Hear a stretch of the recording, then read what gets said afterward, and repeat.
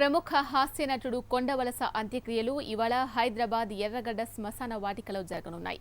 అనారోగ్యంతో ఆసుపత్రిలో చికిత్స పొందుతూ 3 రోజుల క్రితమే కొండవలస మరణించిన ఆయన చిన్న కూతురు ఇవాళ రావడంతో ఈ రోజు అంత్యక్రియలు నిర్వహించనున్నారు.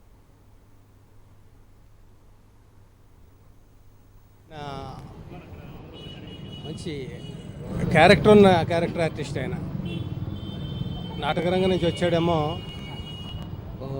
క్యారెక్టర్ని ఎలా పండించాలి, 10 మంది క్యారెక్టర్లు పక్కన ఉన్నప్పుడు వాళ్ళతో పోటీ పడి తను ఎలాగా వాళ్ళని డామినేట్ చేయడం గురించి కాకపోయినా వాళ్ళతో పోటీ పడి నటించాలి, తను కూడా ప్రూవ్ చేసుకోవాలనే తపన కనిపించేది ప్రతిసారి. మరీ అందరితో ఎక్కువ కలివిడిగా ఉండేవాడు కాదు, దూరంగా ఉండేవాడు కాదు.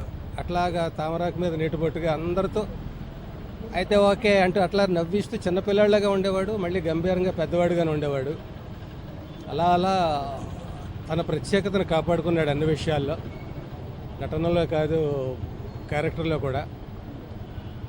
మంచి గౌరవం సహనటులు అంటే అతనికి అందరికీ కూడా.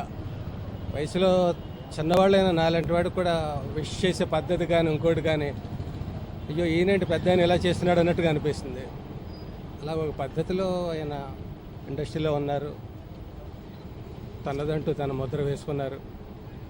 ఆయన కుటుంబానికి ఆయురారోగ్యాలు కలిగించారు. తెలుగు ఫీల్డ్కి ఇవాళ